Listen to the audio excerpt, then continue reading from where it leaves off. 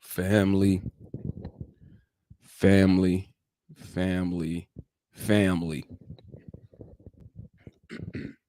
What's good? It's your boys back in the building. It's your boy MI with my boy the Atlanta analyst. Back in the building. Hawks lose. Hawks trick off another game. We had the game under control and we just could not finish the deal. Another lapse. Excuse me. Another lapse in and just another mental lapse, man. Trey Young leaves the game. The team out like they don't know what to do when he leaves the game. Um, had the lead through third three quarters, and could not seal the deal. Get to the fourth quarter, it's back and forth, but we just folded, man. We allowed um PJ Washington, of all people, to get hot. Like I said, it's always somebody, man. We pretty much held them. We held their star players to right around their averages. Nothing too crazy, but we could not finish the deal. We tricked it off. Played horrible defense in the last 2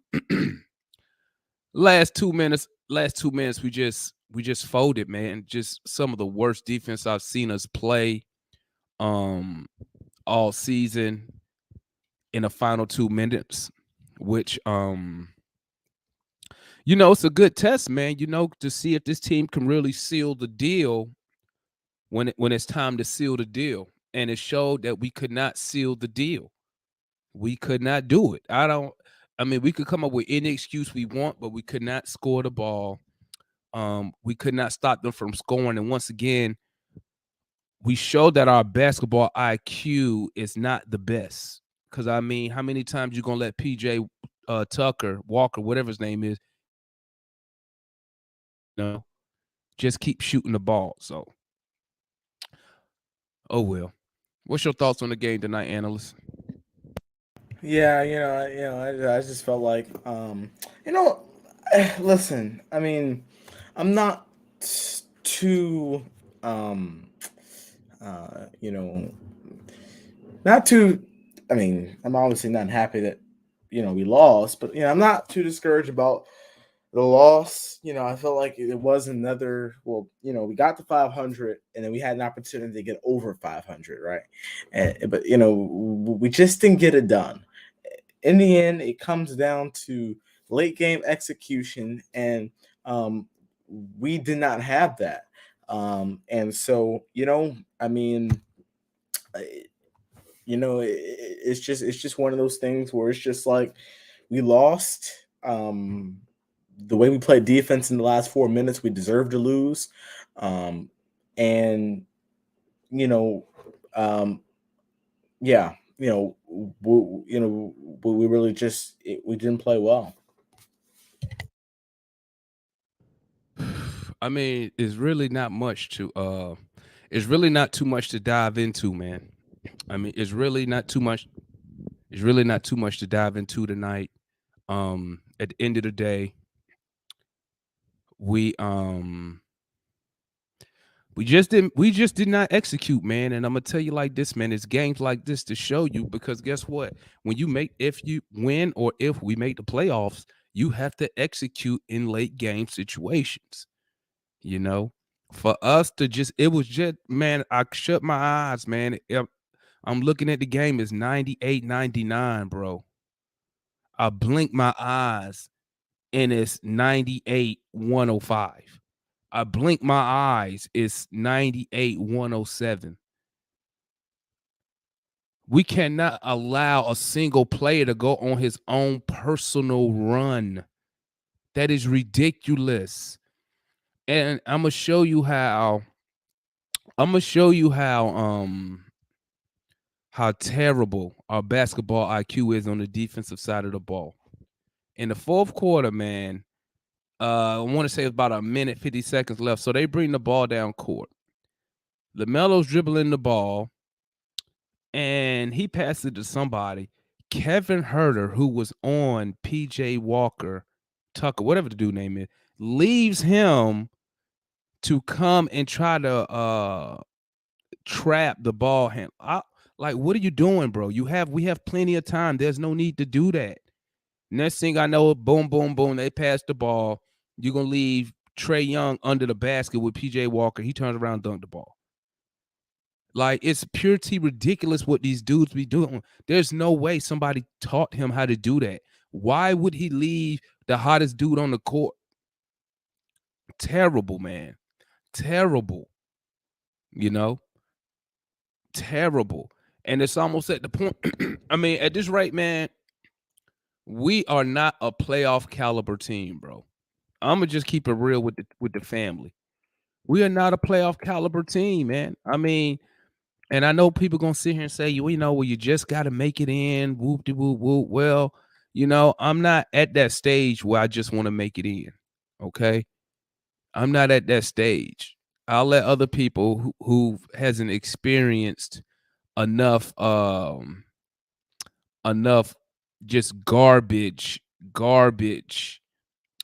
seasons and letdowns. They can run with that narrative. But you know, I'm at the point to where, you know, I want us to compete for a championship, and for us to trick that game off like that.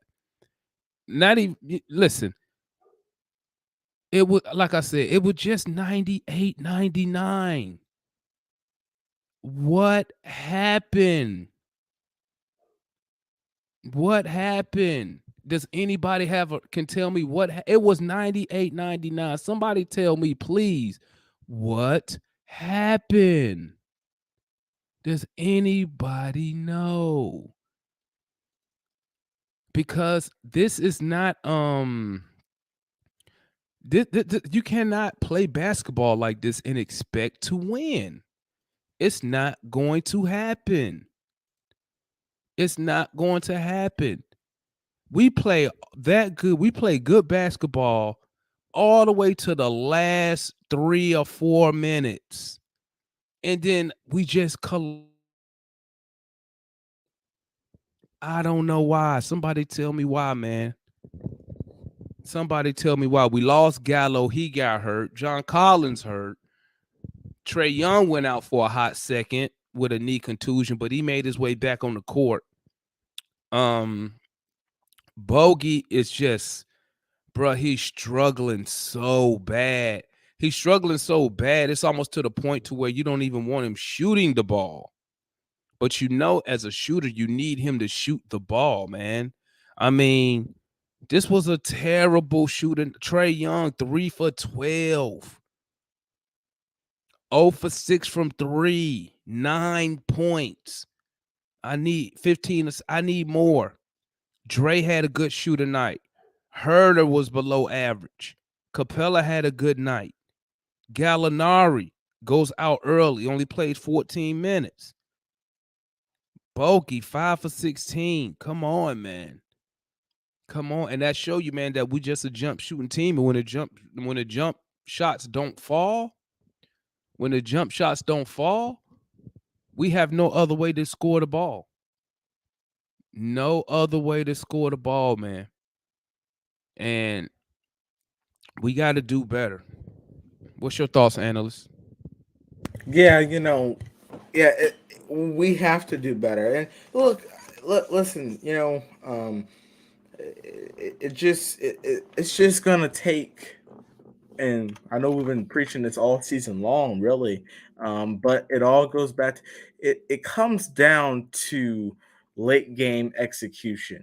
I feel like if we execute there in those final 4 minutes, we win the game. Like you said, we were in the game. 90, it was tied. And then Charlotte called that timeout, and then you know they basically just took over the game from there. But you know how this Hawks team would do. We play a mediocre team like Charlotte, and then we'll go and then we'll play the Grizzlies tough next. So listen, I just think that right now we it comes down to who wants it. And I think that honestly, you have to be listen, at this point of the season, the only players I want on the floor are finishers and competitors. It's the only players I want on the floor. I don't want no shooter. I don't want no playmaker. I want finishers and competitors on the floor. So that means we have to play 5 or 6, 7 guys. Then we play 5 or 6, 7 guys. If that means that we only go to one person off the bench, that means we only go one person off the. I want competitors. I want guys that are hungry and that want to win. Once we get that, then we can say, well, they put all their heart out. I didn't feel like they did that at the end. At the end, it just seemed like they just played lackluster defense and they came to their senses that they couldn't buy any shots at the end, and then they just pretty much gave up. Start playing defense, stuff like that. So we have to realize that until we become hungry dogs and competitors and start finishing off games that we should win and that we have opportunities to win, we're not going to be a above average team if we cannot do those things. You look at Phoenix, you look at some of the great teams. They finish and they come in with a vengeance and they dominate at the end. You look at every team from the 5th seed up, they compete and they finish the game with everything they have because they know that they put everything they have, they're going to give themselves best chance to win. I mean, if you look at the way we played at the end, we were just coming down three, and then the refs were terrible again tonight. But then you look at our lack of defense. I mean, and then Nate went with, at one point he went with 4 guards and Onyeka. We were too small. We couldn't get anything. Onyeka 6'8", and you went with Trey, Herter, Bogey, and I think you went with DeLon. That's too small. We can't go with 2 point guards and 2 shooting guards and actually, to be honest with you, a legit power forward who's only 6'8", who's still trying to develop his defensive game into the league. So we gotta be smarter. I think that the way we played up until the 4 minutes was good. I had us winning that game up until those 4 minutes. We gotta be better. It's gonna take just a true 48-minute effort. We've seen it some nights. Most nights we don't. But we gotta see that. We gotta lock in. Well, I could tell you like this, man. You say we too small. I said it before. We are a small team. That's why y'all hear me complaining and crying for a backup 7-footer. I've been screaming for it for the whole year. The whole year we need big bodies, But I mean, I'm not gonna be a Debbie Downer. We did win 3 in a row, but I'm only upset because the last 3 minutes of that game was unacceptable. We were in position to win that game. Last 3 minutes was unacceptable, man. Just unacceptable. We shot horrible tonight. Horrible. And we allowed them to shoot 50% from the field. We didn't force enough turnovers. We only forced 9 turnovers. They had 30 assists. The rebounding was fair across the board, 43-43. They had 8 blocks. But I mean, we just tricked it off, man. We tricked it off. We tricked off the game. It is what it is. It's nothing new for the Atlanta Hawks. We always find a way to lose a game. Now, I'm not gonna take. Let me say this. I don't want to take nothing away from Charlotte. They did what they had to do at home.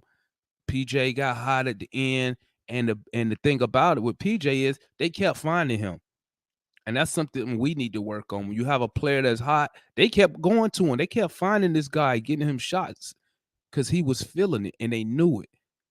The problem is we didn't know it because nobody on our team decided to say, you know what, I'm gonna get on this. I got this guy.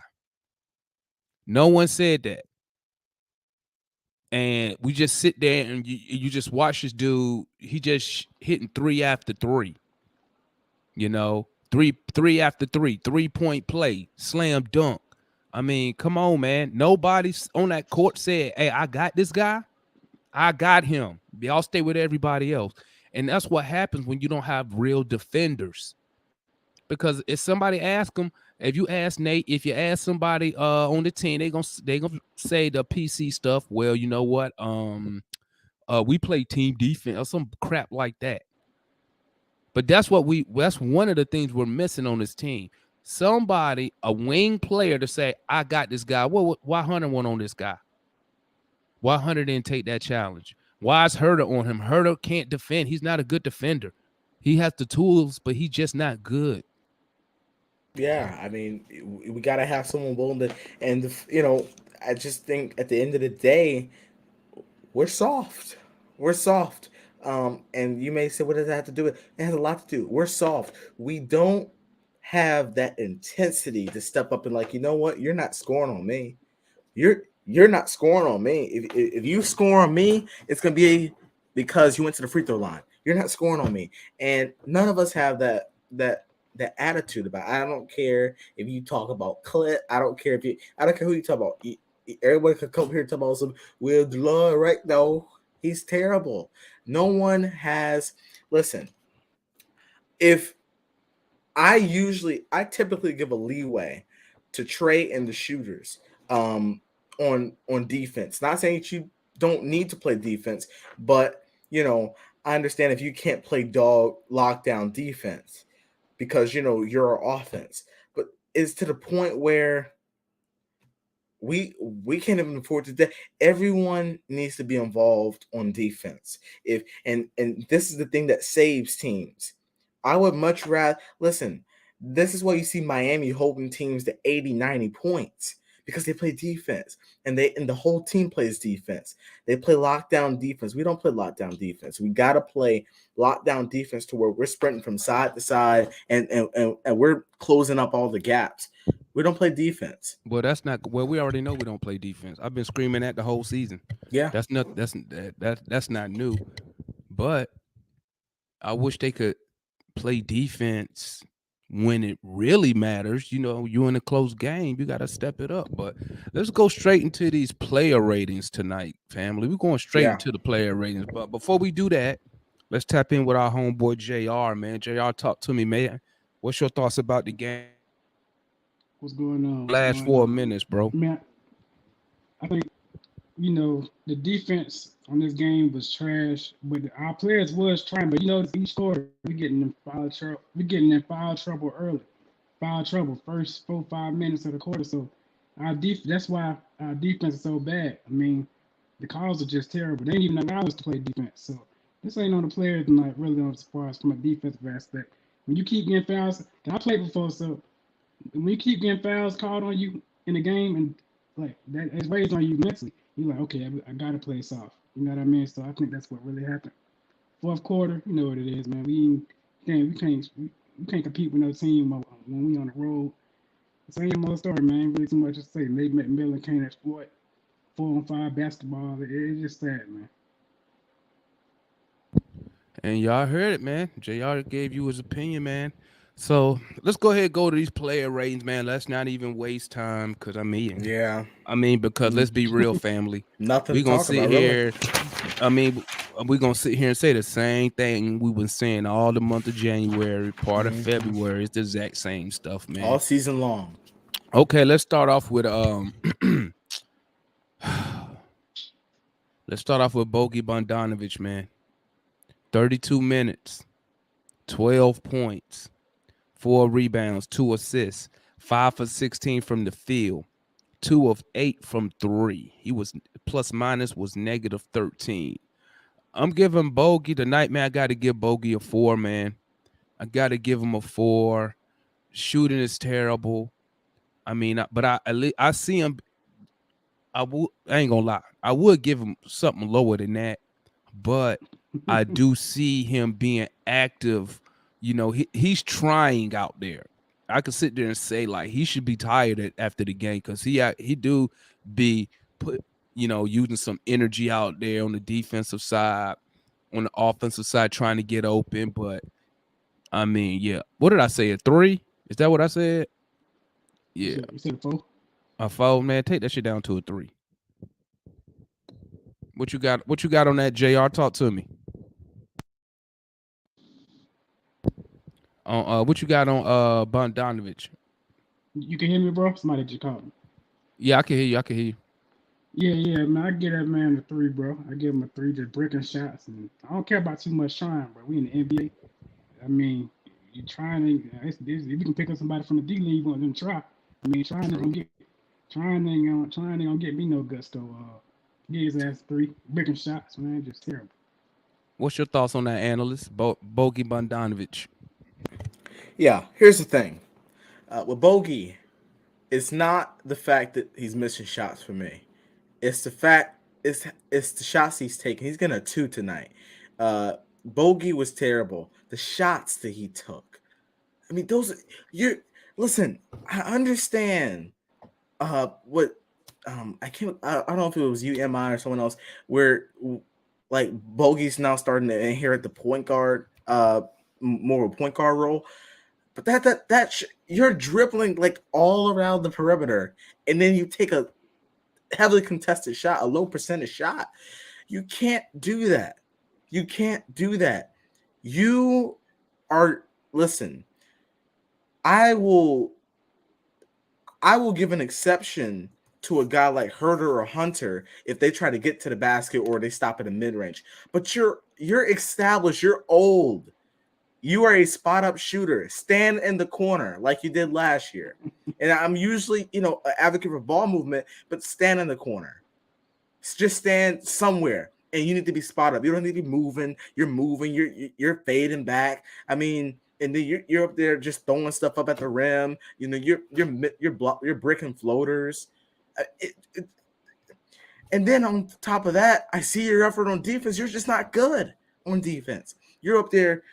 You're up there, ride the side of the guy, hold his arm. Yeah. Just you gotta listen. I'm giving you a 2 tonight because you played. I'm not, I'm not getting. You played, and you gave him a participation rating. You got paid. Yeah, man, you got paid, man.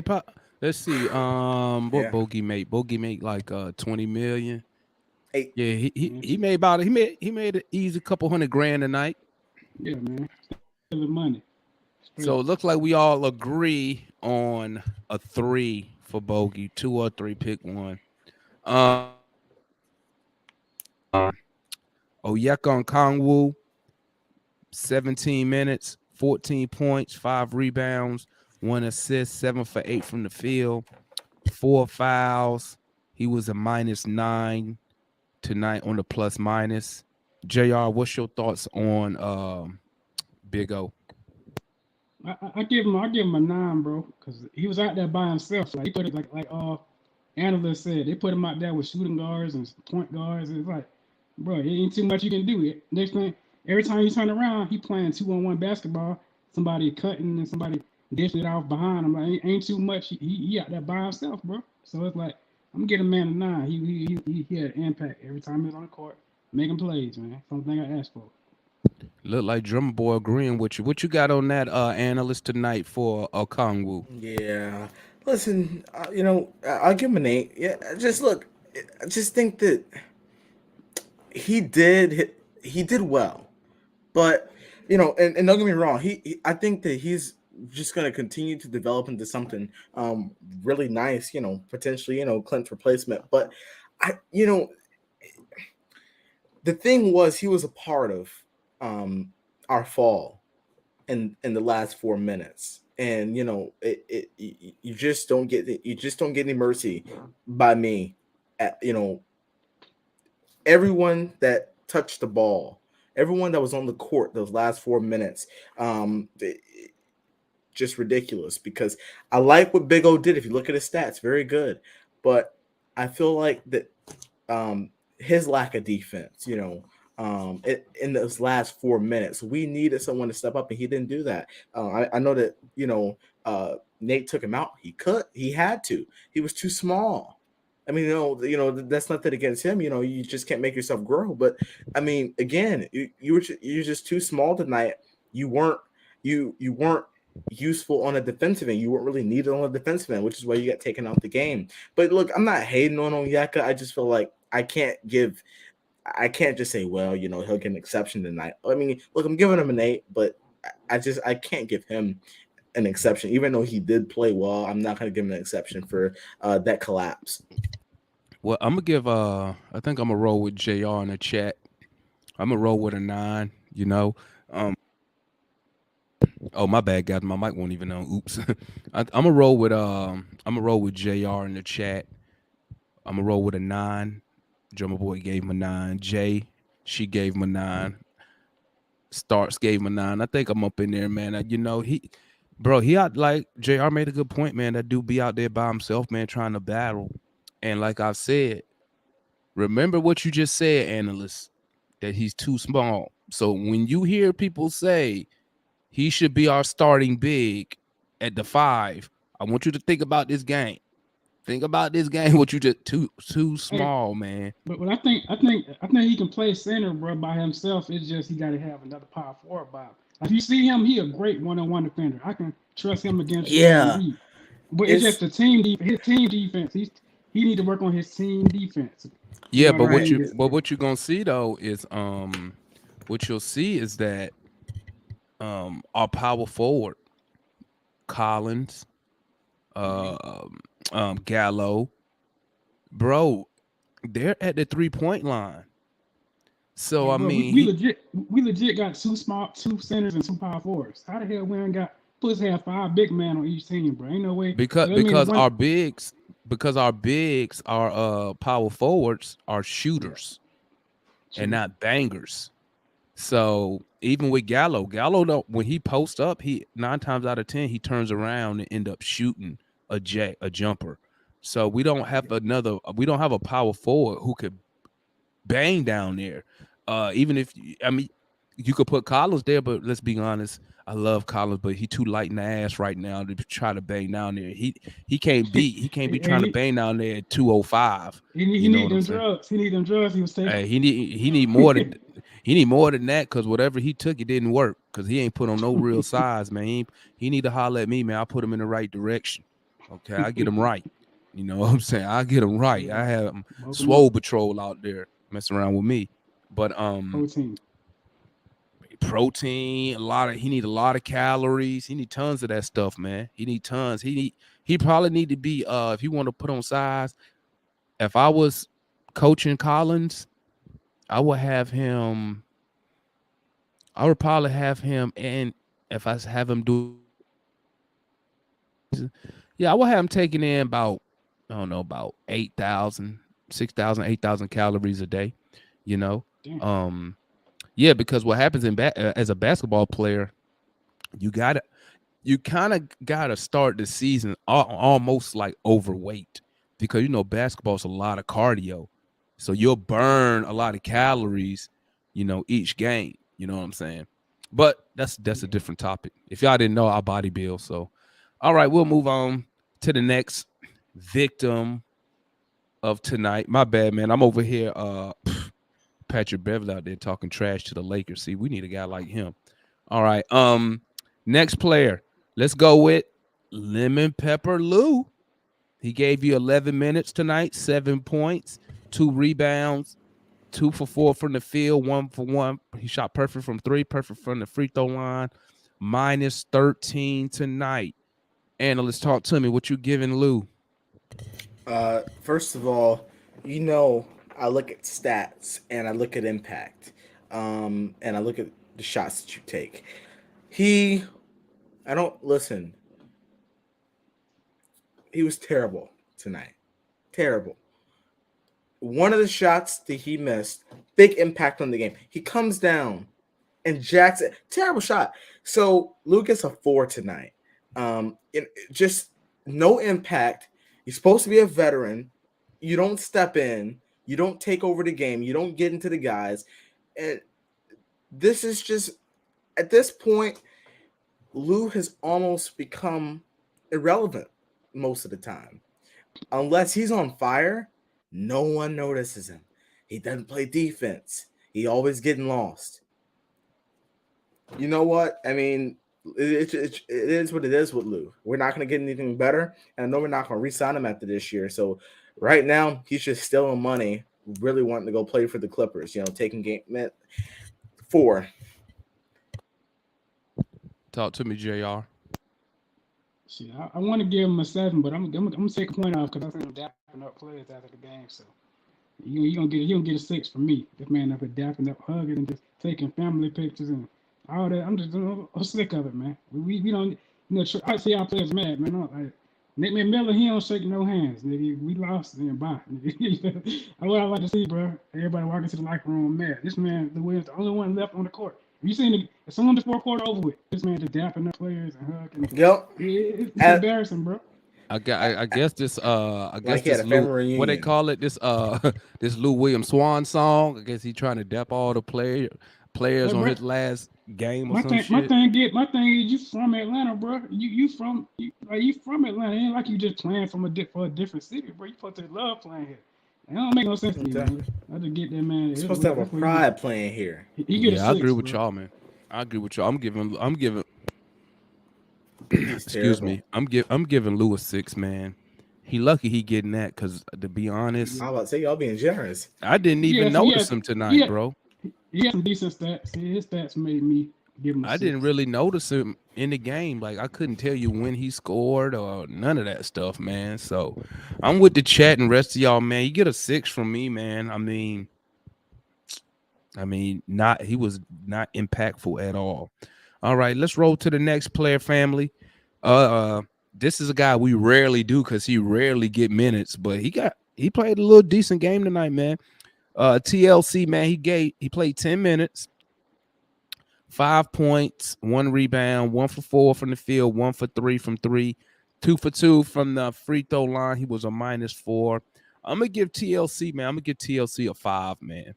I mean, he showed up. He had a little streak where he hit the 3-pointer. And I don't know, man. It's just something about TLC, man. He'll hit a shot, man, then he won't stop shooting. So,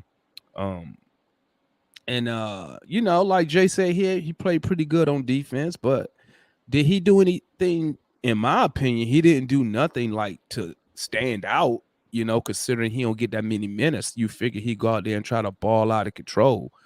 But yeah, I give him a 6, man. Well, talk to me, analyst.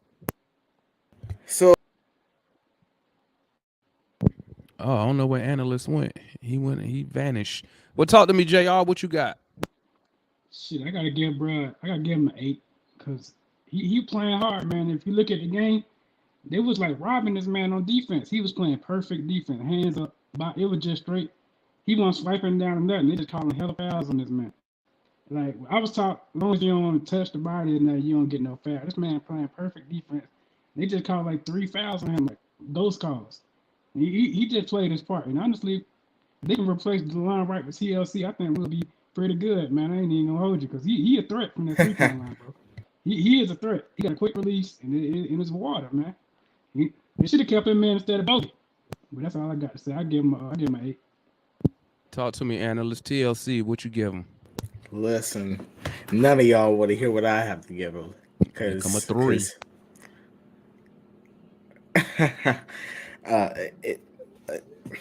Listen, I'm not gonna even explain myself. I'm just gonna give him the grade. I know I'm giving him the grade, and hold on. You said what's those real fouls though? You seen them fouls that was calling them? No, I'm not saying they were fouls. No, they weren't fouls.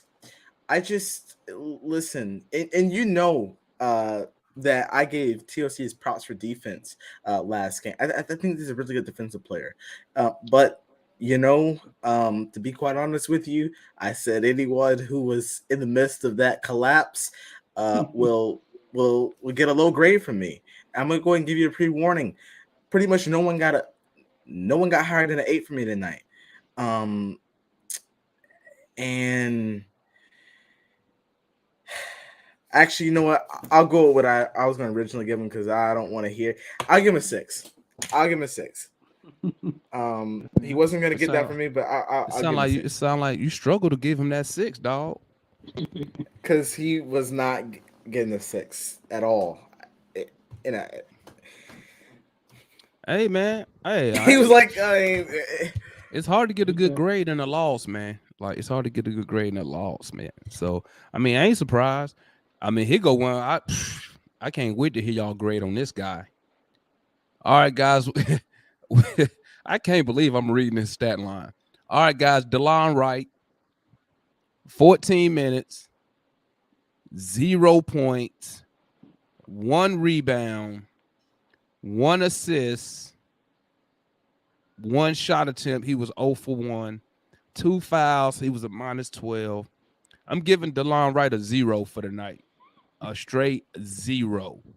I mean, I don't really have nothing to say. I just read you his stat line. You can't play 14 minutes and give me nothing.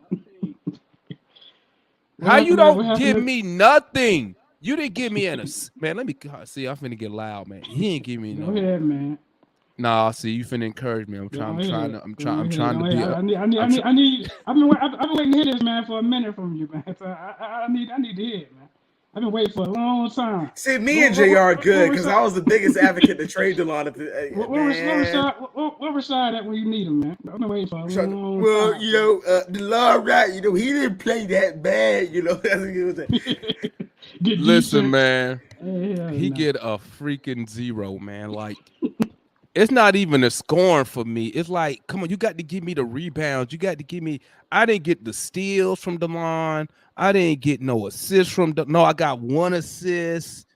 I got nothing on the defensive side of the ball. No steals, no nothing, man.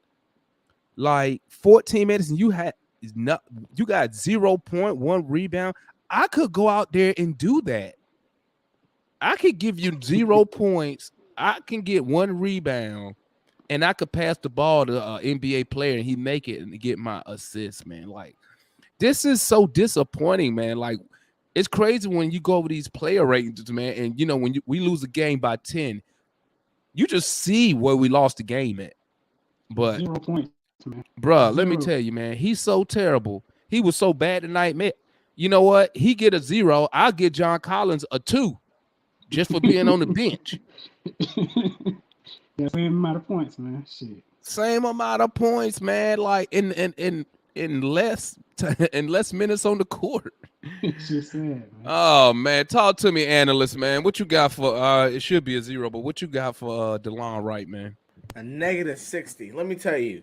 First of all, he was -12 from the plus minus. That's I hope that I'm wrong, but from what I can remember, -12 from the plus minus. I'm gonna clarify here. He was terrible. Not only was he -12 from the plus minus, you didn't score. You were pointless out there. I could have went out there and did that. Got a rebound. I could have went out there and not guarded anyone. Man, exactly what Jay said. Was he even on the court? I would have probably played a hurt John Collins and probably got more than what I got from him. He was awful. I could have probably played Gorgie at the point guard position. He would have got me more than that. He is terrible. We bring our Skylar Mays, bro. We get more production, bro. I'm telling you, Skylar Mays is up. He was on the bench. He got a DNP coach's decision. People be sleeping on Skylar. He gave you something during that COVID spurt. He was one of the biggest guys in helping us beat Philly that time when we had pretty much everyone out with COVID. I mean, Nathan Miller said he don't care what we think. Man, Nathan Miller. Miller said he finna play DeLon Wright. -2. I'm looking at right now. None of our bench players won the plus minus either. Terrible. DeLon Wright. The bench was terrible today. I mean, they wasn't. Yeah. I ain't gonna say terrible. Well, they wasn't as good as they were. You know what I'm saying? Talk to me, Jay. I already know what you're gonna give him, but let me hear it, cause I know you. I know you, but I know you're gonna be like, see, I told y'all. 0, man, 0. And man, The man just not good, bro. I mean, I don't know what you guys see in this man. He jump a couple passing lanes, but he don't lock nobody down ever, bro. He don't just lock nobody down. He jump. He a good switcher. I give him that. But I mean, you can replace his efforts with TLC. At least he a threat. He got a quick release, and he make defense right. He there. This man don't bring nothing to the game, bro. He don't bring nothing. He just on the court on all his 4-on-5 basketball, bro. I mean, the man just not good, bro. I mean, too much to say about it. 0 points. I mean, I'm not even surprised. Last game, what he had 2. Game 4, that what he had 4. Come on, bro. This man is just non-factor, bro. I I'm mean, tired of him, bro. hey, bro. It ain't nothing I can say tonight, man. It ain't nothing I can say tonight, but all I just can agree with you tonight, man. Because this got to be his worst outing, man, so far. All right, let's move on, family. Let's move on to Gallinari. He gave you 14 minutes, 5 points, 2 rebounds, 3 assists. He was 2 for 5 from the field. And then he went out injured. I think they said it was a bicep something. I got to go back and double check, but he went out early.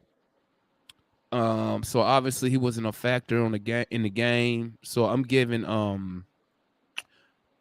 Gallo. I'm gonna give him a 5, man. I mean, when you go out the game that early, it ain't really nothing I can really judge him on. You know what I'm saying?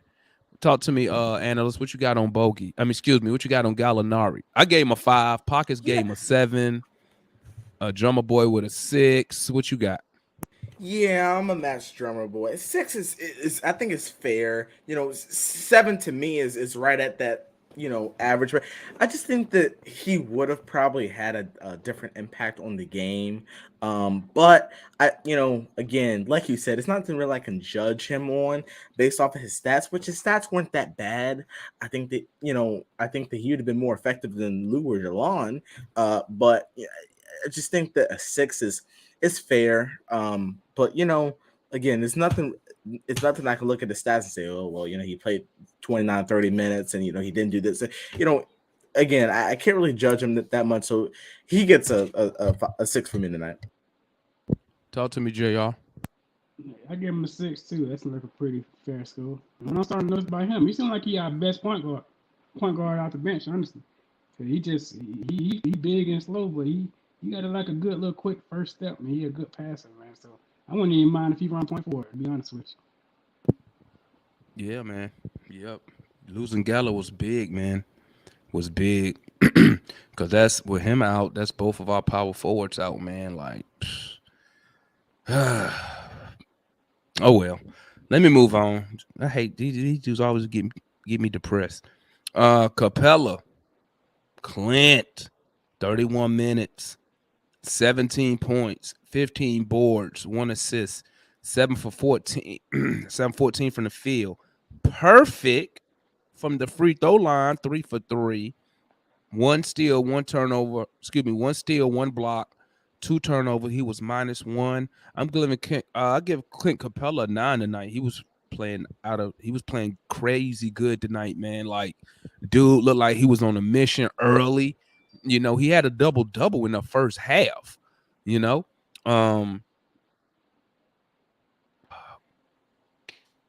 ran out of gas, man. Great effort. I hate to see a good effort by Clint Capella just wasted, because you don't really get all that from Clint Capella, especially the 3 for 3 from the free throw line, If the game, man, never mind. Let me stick to this before I start ranting and wandering off topic. But I get Clint Capella now. Talk to me, JR. What you got for Capella tonight? I give him a 9. We gave him a 10 if we won. But you're right, man. We gotta take advantage of these games. Perfect from the line, 3 for 3. That's like that. I've hit the lottery. And then you got this man. Then he making his layups too. I'm like, he must be watching your show because he talking to that coach you was talking about. He making some layups on. He making turnarounds. All that. I like what I was saying from him. It's sad it went to waste. What you got on that, analyst? Listen, I have a total different assessment on Clint Capella. I felt like if you look at the last 4 minutes of the game. I clearly saw when PJ when he was shooting those threes. I you know I didn't listen. I mean, I'm gonna go and tell you what I'm giving Clint a 8 tonight. But the only reason I'm not giving him a 9 or a 10 is because I feel like the perimeter defense, even though he's not good on the perimeter defense wasn't there at the end of the game when we needed PJ hitting those threes. They begin, and some of them were on him, but he needed to step up.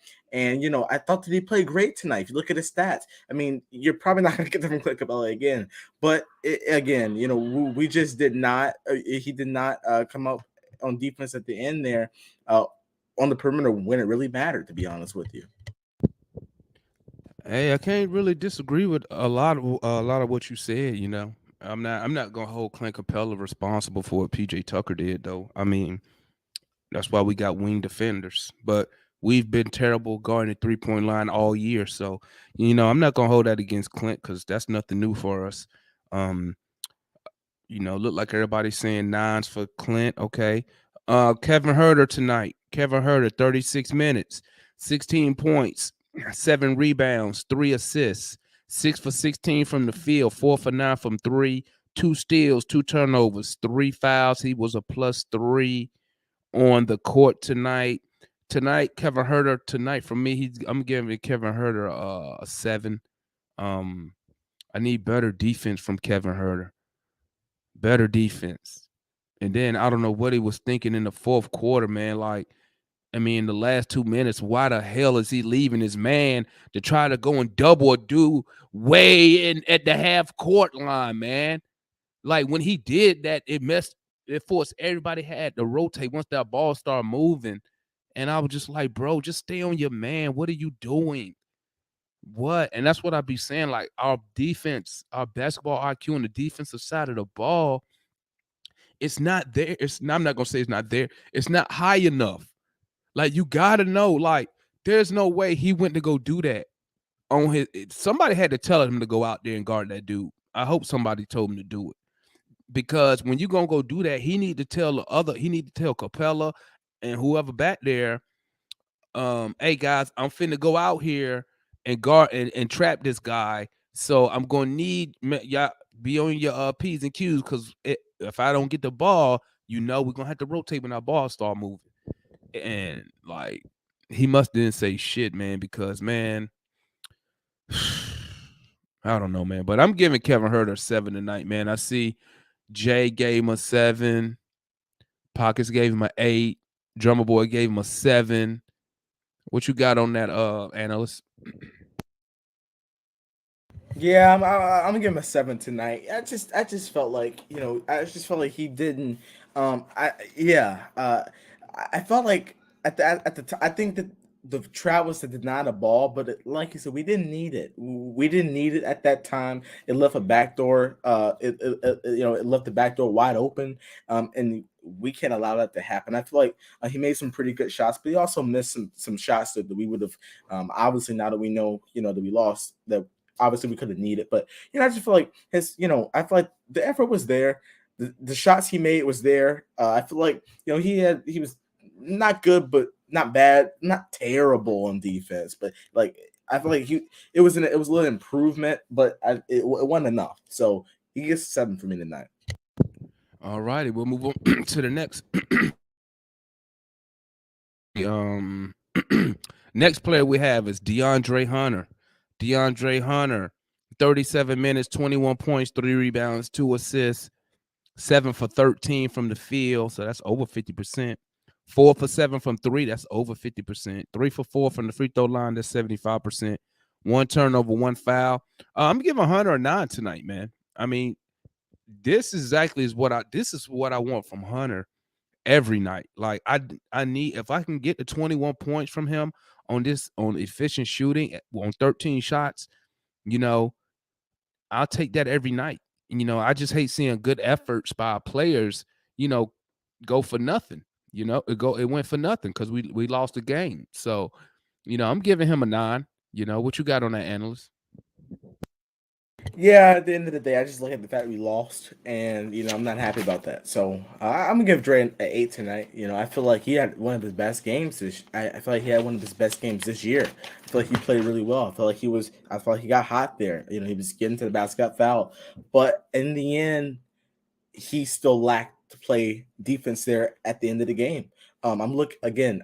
I pretty much forgot about the beginning of the game, the beginning of the fourth quarter, the beginning of the third quarter. I'm looking at the last 2 minutes because that's where we lost the game. And listen, again, DeAndre played really good tonight, but I feel like I cannot give I can't give him something that listen, if we would have won, I would give him a 10.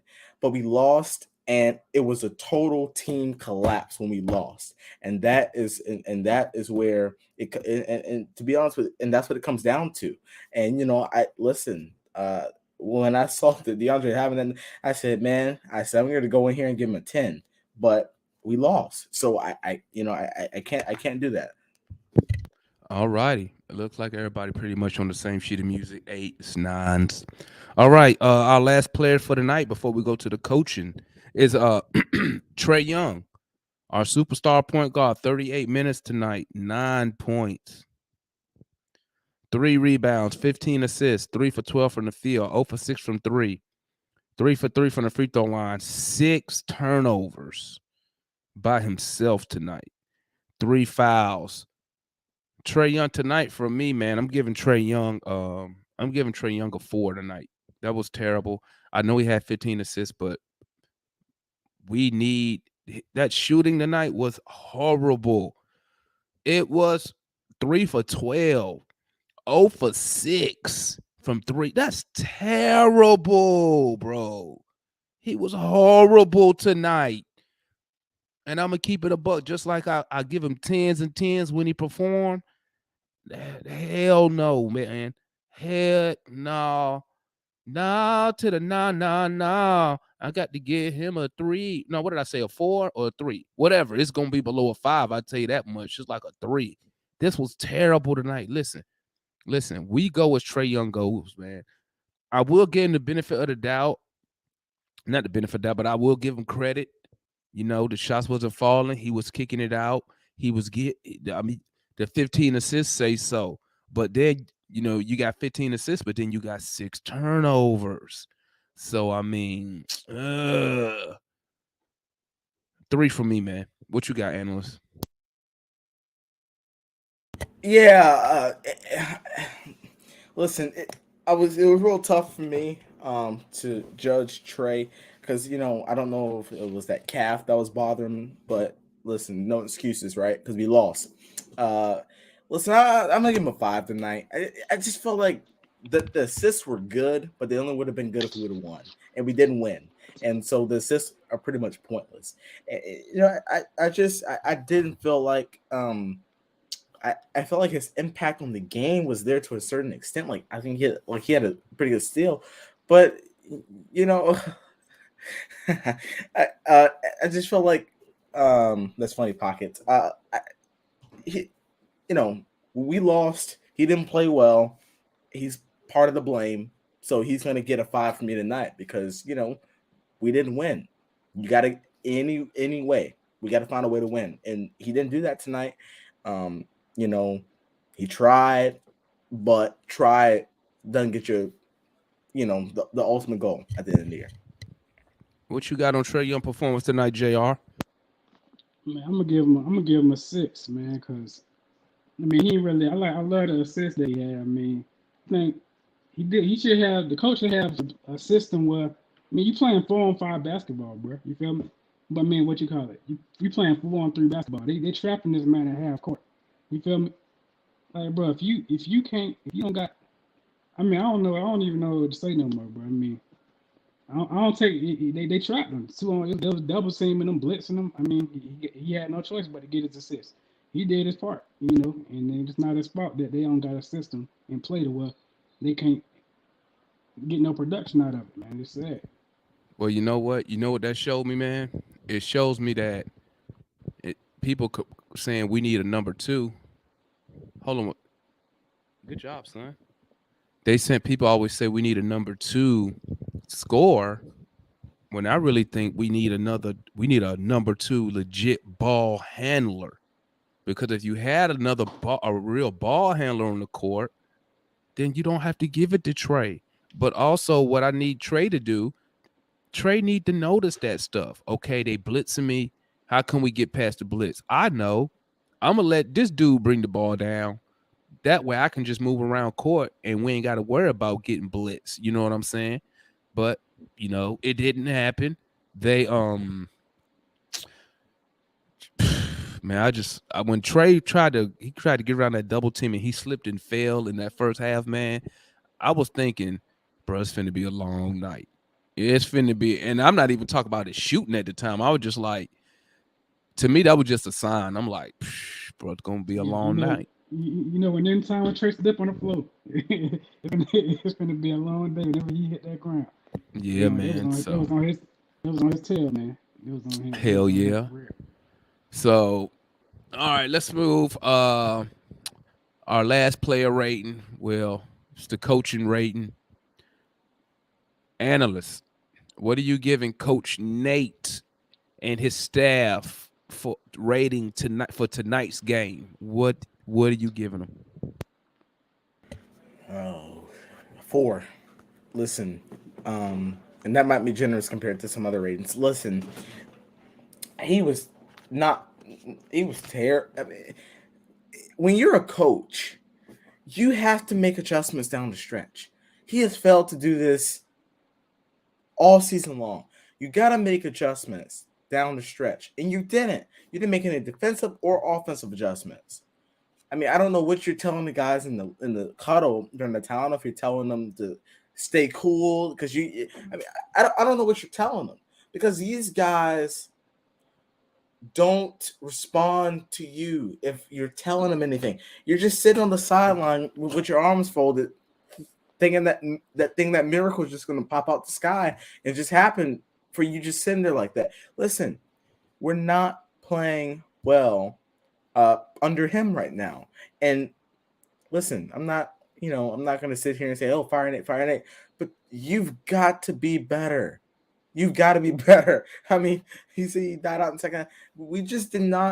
He did not make the necessary adjustments down the stretch. That 2-minute mark. Well, first of all, before that, why do you have 4 guards? Now, don't get me wrong, I've been dying for positionless basketball to a certain extent, but don't have 4. You got 2 point guards and 2 shooting guards on the floor. We're getting cooked in the paint. They had 60 points in the paint, and you go with 4 guards. What sense does that make? I mean, he didn't make any sense. But, I mean, it is what it is. I mean, we lost. So he takes part of that blame. He was the one that's supposed to get the guys prepared. He's the one supposed to get the guys ready to come out and finish the game, and he failed to do that. And so he gets a 4th minute tonight. Talk to me, JR. Yeah, I might give him like 3 instead, man, because like I said, man, you got 3 on 4 basketball. They trapping this man at half court. If you can't come up with a scheme, I mean, if you can't come up, I'm talking about like you can't find nobody open, no ball movement. I put that on you, bro. I mean, Trey should be able to get the ball off as soon as they see him coming up, and he should be able to somebody cut and ain't nothing going on, man. This on your watch. And I'm not mad about the defense. The refs are just calling bogus calls, forcing us to play soft. But offense-wise, man, I don't give a damn for second that offense because that's fake to me. Because the only reason we second that offense is we losing half of the damn time when we struggling. We be struggling to get points, man. It's the fakest. If we second that offense, man, we should be -3 in offense, man. That means we're gonna be a whole lot better. Cause, bro, if you can't find a way to beat a double team at half court, bro, it's sad, man. You're not a good coach. We need an offensive minded coach, bro. All right. I'm giving Coach Nate and the staff, man. I'm gonna give him a 7 tonight, man. I'm giving a 7. We played. We did exactly what we needed to do in the first half, but once again, we found a way to trick off the game. That last 4 minutes, that won't coaching. That was terrible decision making by the players. It was terrible defense by the players. The players gave up them points. That last 4 minutes was unacceptable. And in my opinion, I thought the game plan was good. We came out, we was up at halftime. We was looking good, flowing with Trae Young having a terrible night early. But, they're at home. Teams go make runs. They made a run. It's 98-99, and we folded. And we folded to. He didn't make any adjustments. What adjustment, bro? Ain't no adjustment in the last 4 minutes. You guard gotta your man. Why is PJ Tucker? Why PJ Tucker run us for 14 straight points? What adjustment was supposed to be made besides these dudes get on your man? Let's see. Put someone on. You got to put someone on who's gonna play defense. If Bro, DeAndre's playing defense. What you mean put somebody on him to play defense? Somebody was on him.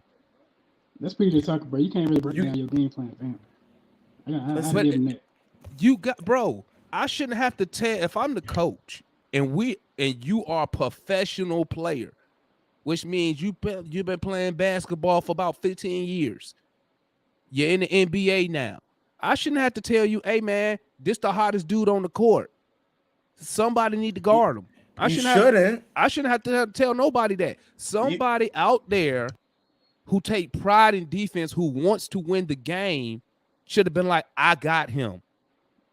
And that's why I keep bringing up that Kyrie Irving example, even though what Kyrie had with Harden was personal. But Kyrie, when they played the Philadelphia, when they played the 76ers, he said, I got Harden. When they tried to switch, he's like, no, don't switch. I got him. He was chasing him all over the court. Meanwhile, in the last 4 minutes of this game, they just leaving the dude wide open three.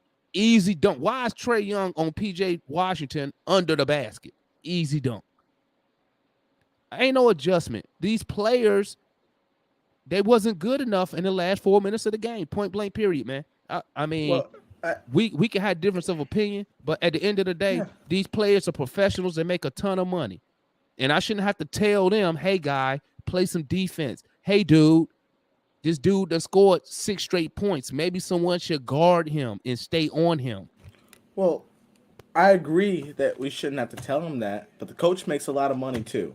And although I shouldn't have to tell you that, I'm going to tell it because I want to win the game. But listen, man, y'all always say the coach make adjustment. How you know he don't make adjustment? How you know? Because we not in the huddle. We don't know what Nate tells them, okay? We don't know what Nate is telling them. I find it hard to believe that Coach Nate, who was a defensive-minded player, does not stress defense. I'm going to tell you, you know what I really think it is? I think Nate, I'm gonna keep it 100%. I think Nate don't believe these players can play defense. Come on, man. We the only team. We the only team out here.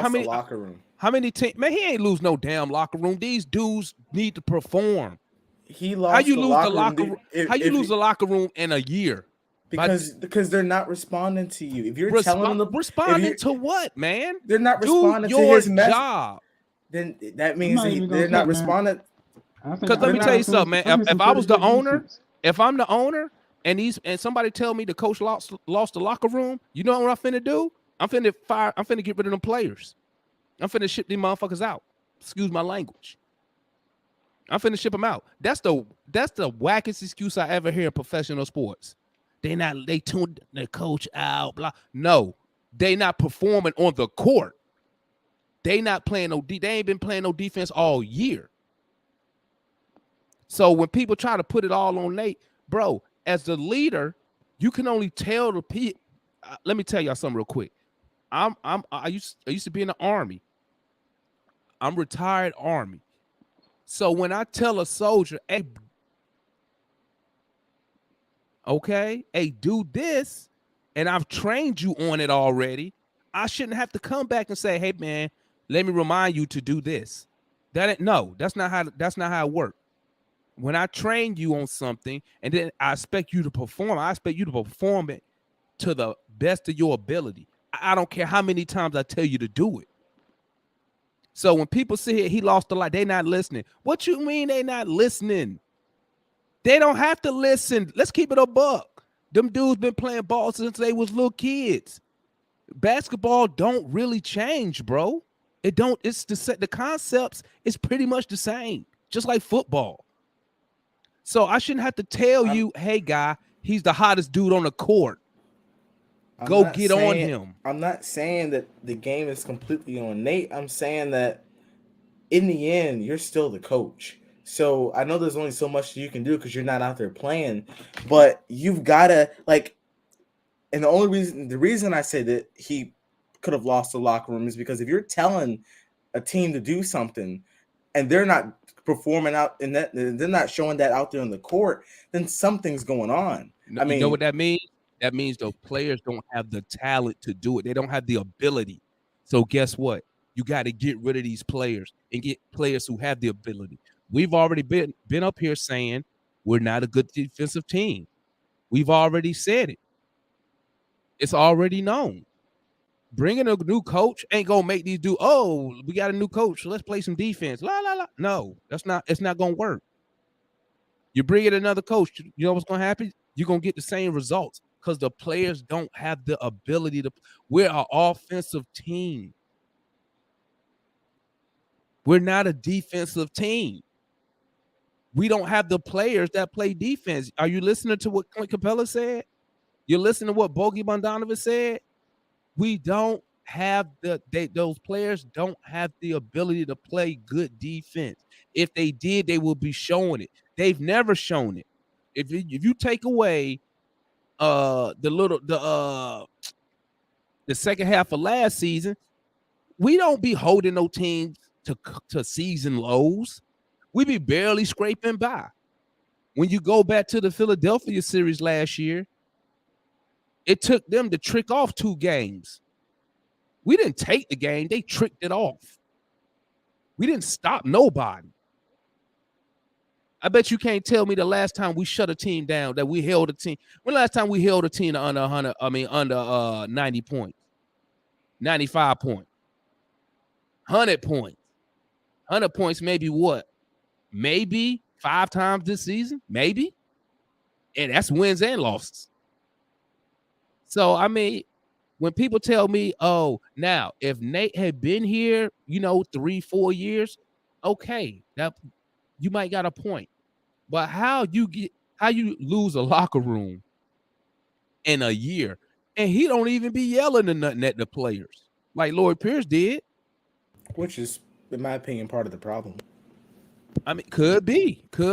But I mean, these players, us as fans, in my opinion, we have to hold the players accountable. They own the court. They get paid to do a job. If you're not doing a job, get them up out of here.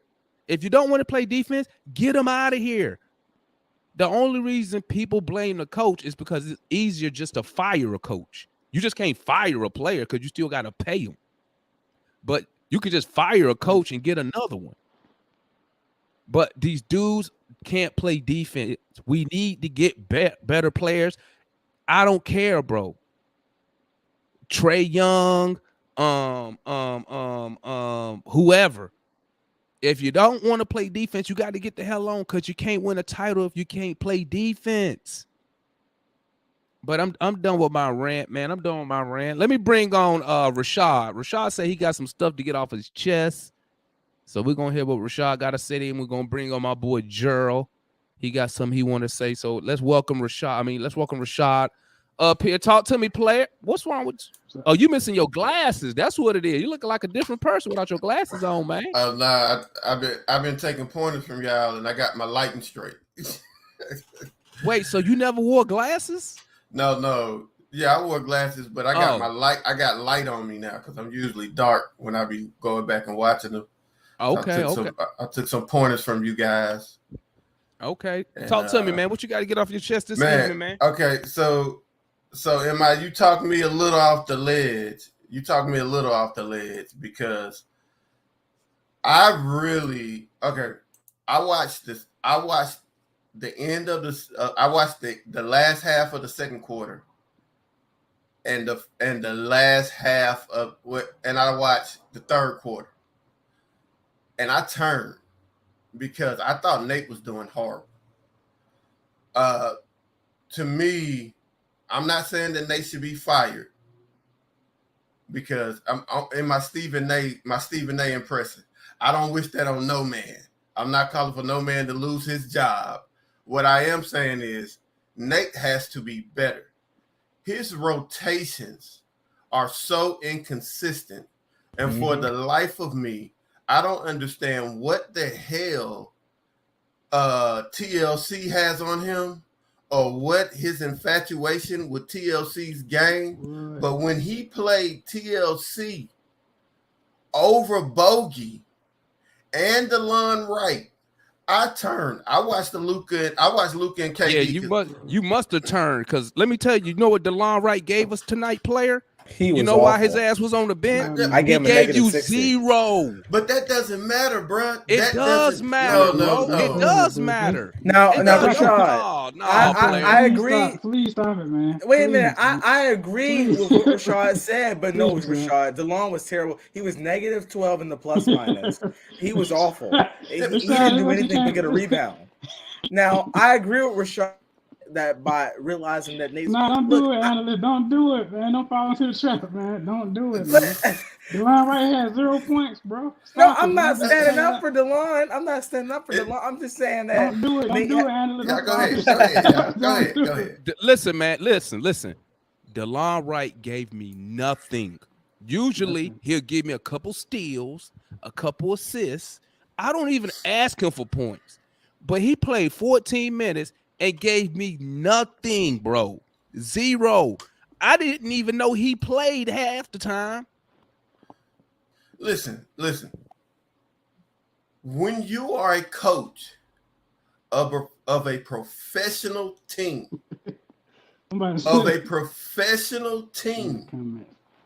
you have to understand your personnel.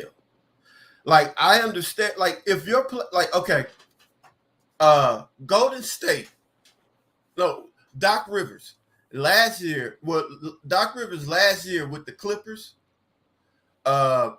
people criticized him for staying with his rotation and not switching it up and not shortening it. My problem with Nate tonight was when you say, okay, these are desperation games. We need to win these games.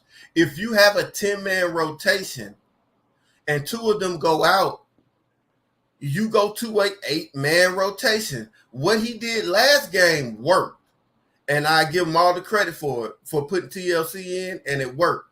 But you can't, come on, bro. TLC wasn't good. What if you mean? TLC's not What? good. He was what? Good, man. TLC wasn't good. He had He was 5 bet- points. And What what did shooting? What did DeLon Wright give me? What did DeLon Wright give me? It doesn't matter what. No. DeLon Wright gives you. No. It does matter. Hold on, Because after this, if it after didn't this. matter, you wouldn't have brought up his stats. What did DeLon Wright give me? What He did he gave give me me? nothing. He gave me nothing. Exactly. So how you gonna be mad? How you gonna be upset because the coach said, you know what? I ain't getting nothing from this guy tonight. Let me try something else. Because we know. Wait a minute. Because we know DeLon Wright is a better player than TLC. We No, he's know not. Bogey is a better player than TLC. Bogey TLC is is not. trash, bro. Bruh, let's TLC keep is it a buck. trash. Let's TLC keep it a better buck, than bro. DeLon Wright, man. Let's keep it a buck, okay? Bogey been cold for I don't know how long, okay? Yeah, man. I don't know got how hot long he second been half. cold. He get hot. DeLon Wright gives me nothing, right?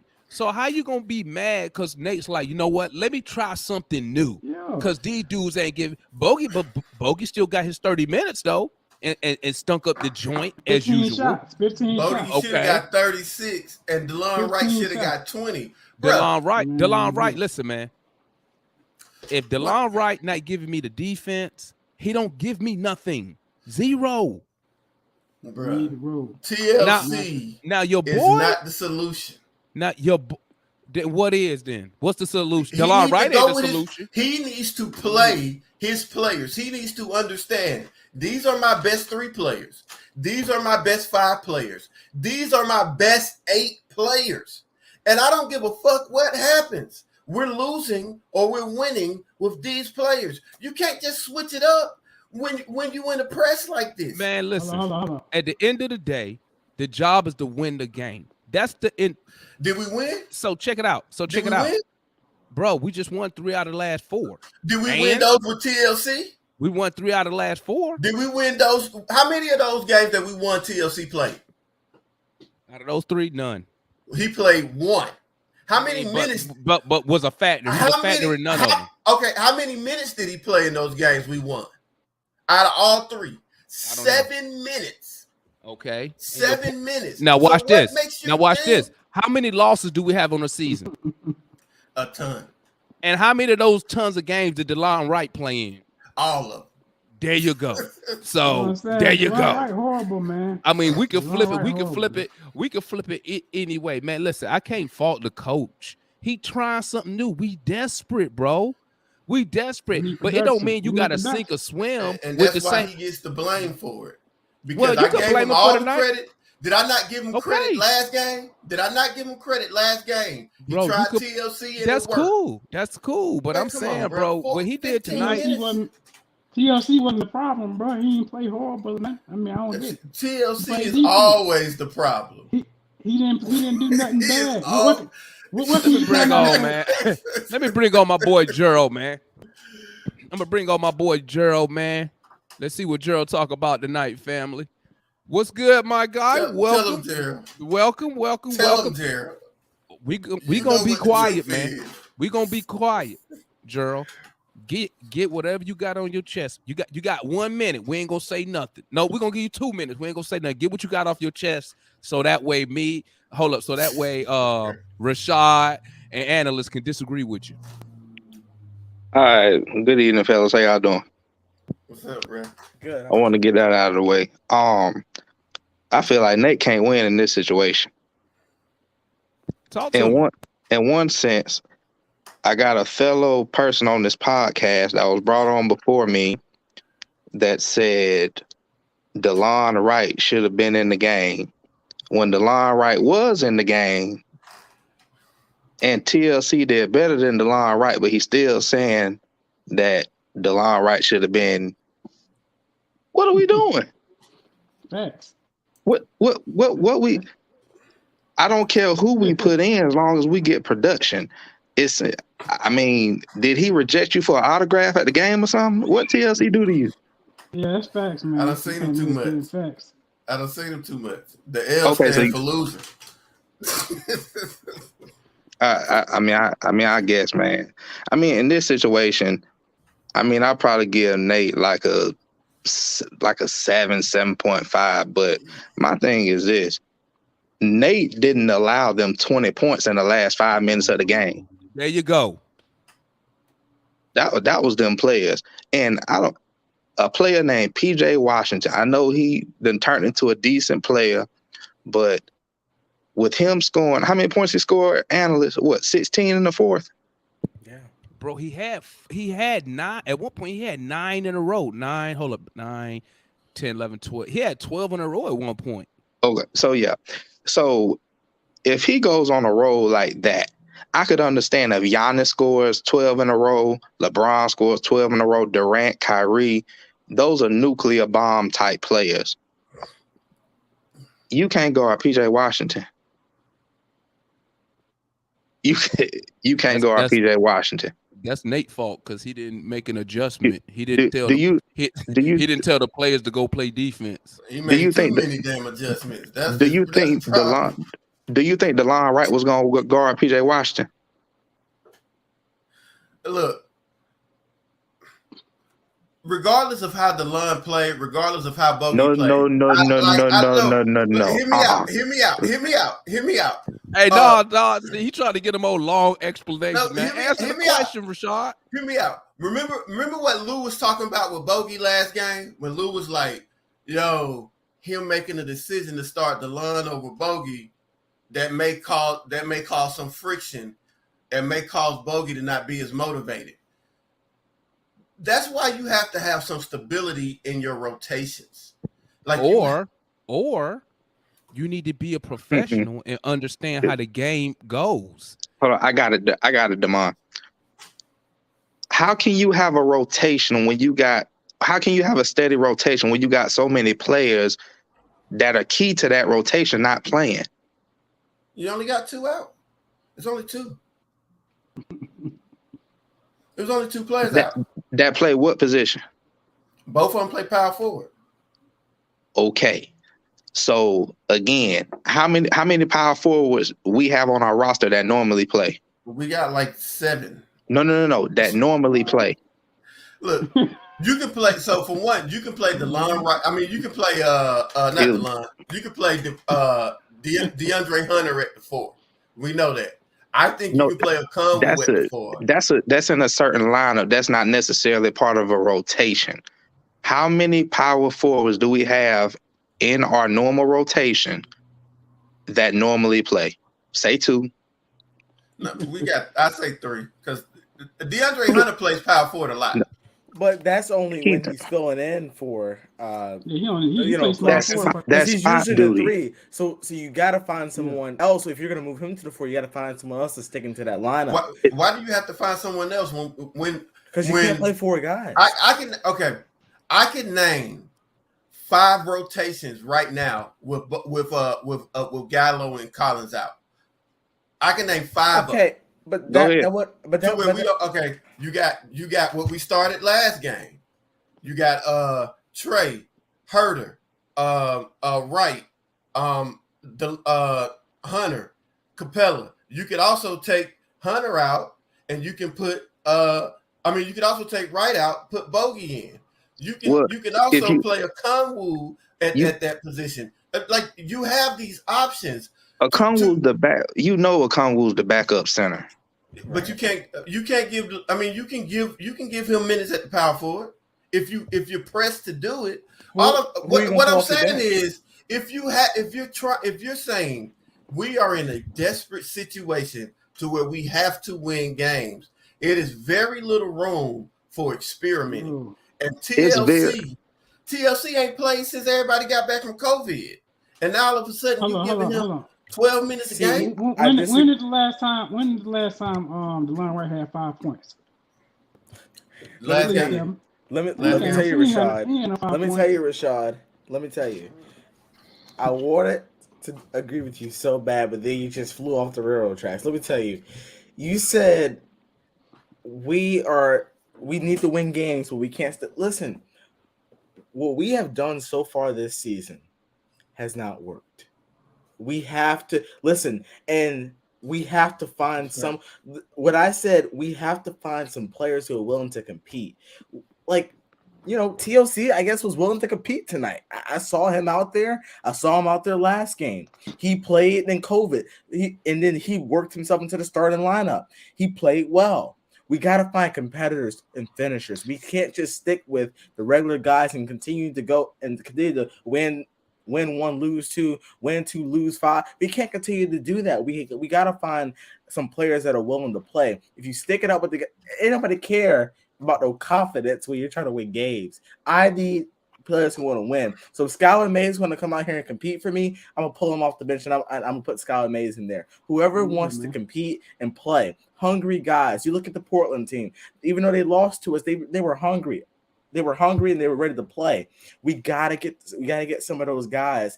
And you, at this point of the season, being 70 games in, you have got to come. You've got to come to your sense, like, all right, what I'm doing so far is not working. We have injuries. I have to go to some guys that could possibly give me something. You never know. Like, he didn't go to Knox tonight, but you never know if he would have went to Knox. Knox could have been that guy that we needed. You never know what you have. I wish he went to Knox than to go to TLC. So let me ask you. So the thing is with Knox, he doesn't have any lateral mobility at all. So that just ain't gonna work on the defensive side of the ball, even though nobody in that last 5 minutes worked on the defensive side of the ball. Say what, Arnold? I was gonna say he can get away with it sometimes because he's long. Yeah, he is long, but the way Charlotte plays, that just seems like a big mismatch.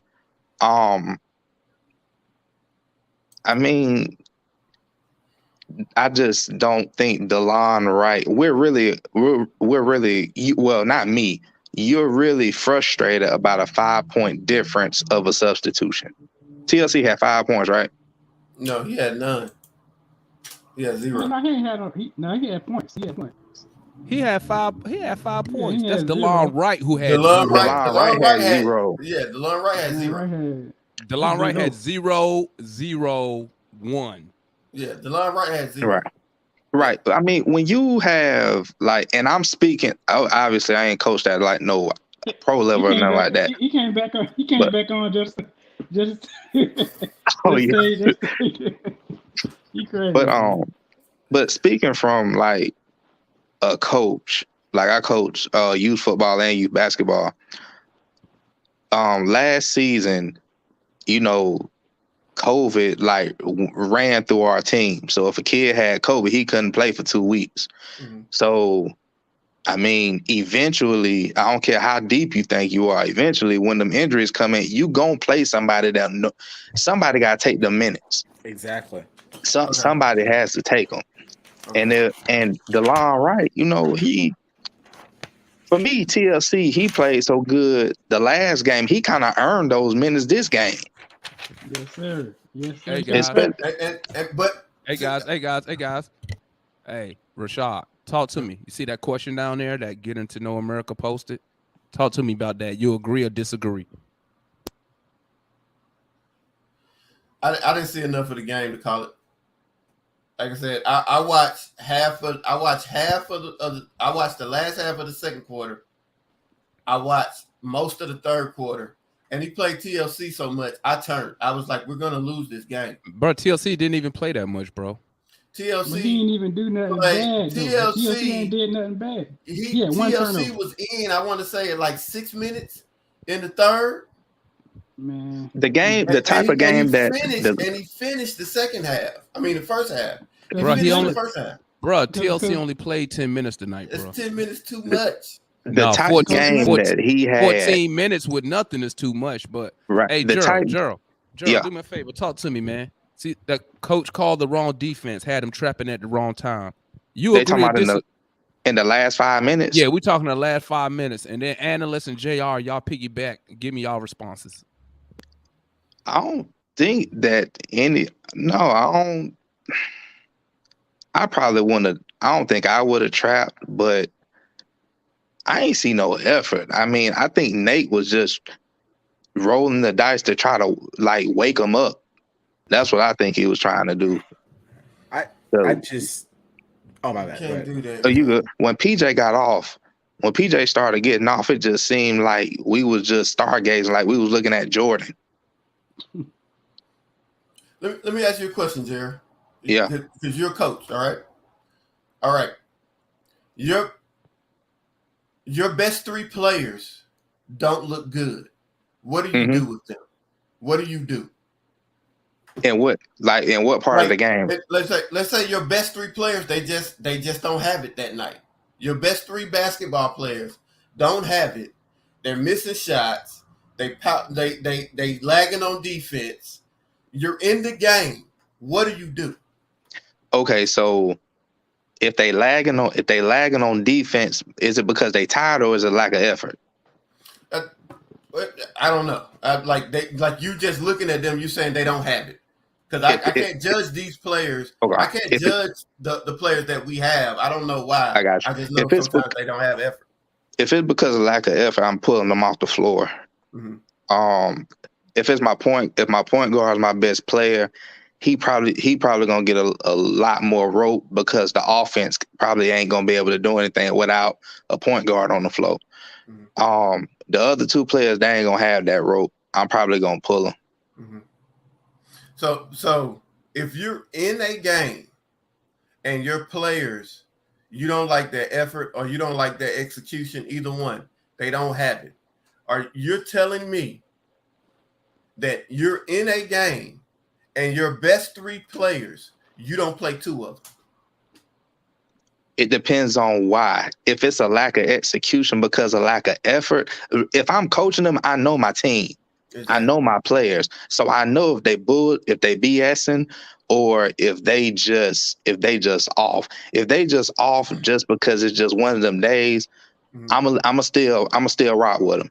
But if it's because of lack of effort, me and analysts debate this about defense. I'm a defensive guy. Mhm. If you ain't defending, Yeah. you ain't gonna be on my flow. Yeah. And that's kind of my point with Nate though. Right here is that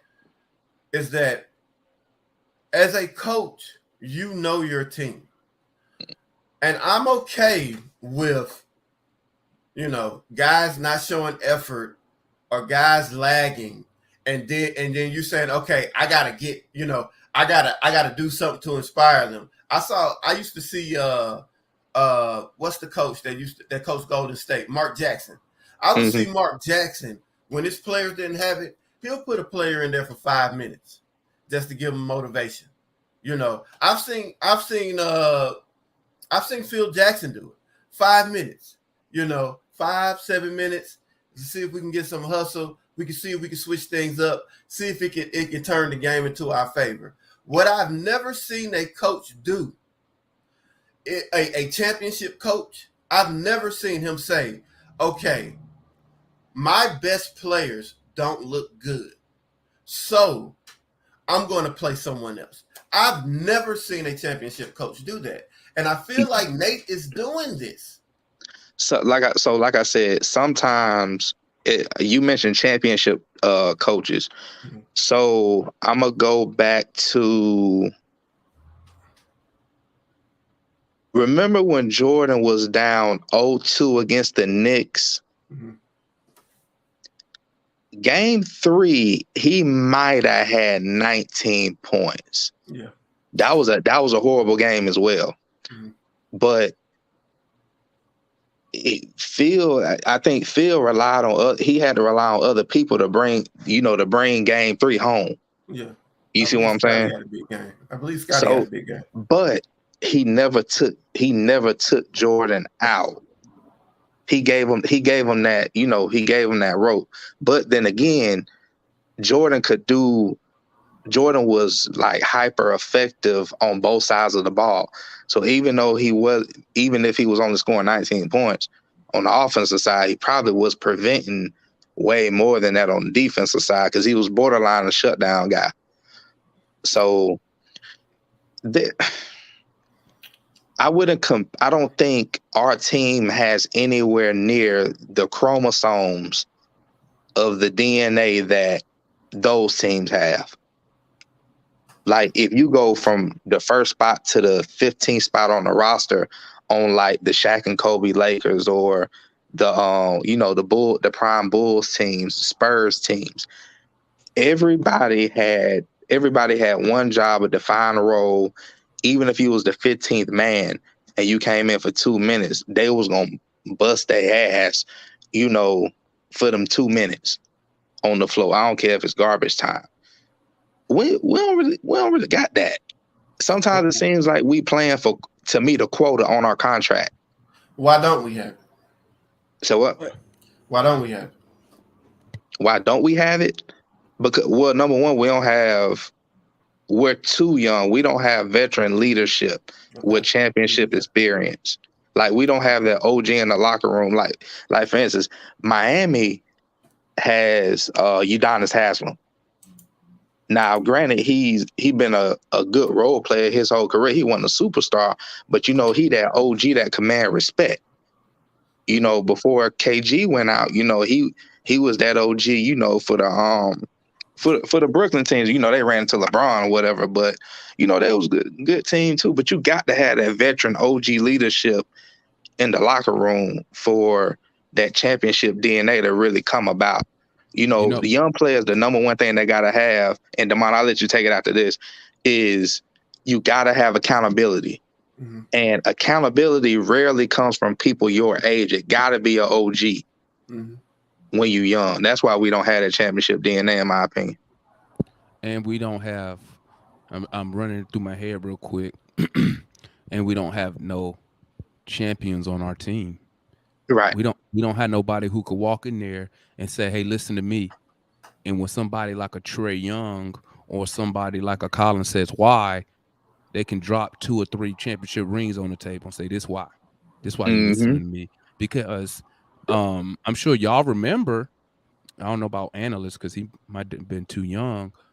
Remember when LeBron went to go see Pat Riley before he made the move to Miami? And he said he walked in there. He said Pat Riley walked in there with them championship rings and put them on the table. Like, do you want one of these? So that when somebody's a champion, you know, That's regardless, that's instant credibility. yeah, regardless of whatever their role was on the team, you know, you're going to sit there and listen to them because they have something that you want that you don't have, right? And and to piggyback on what Gerald said, you know,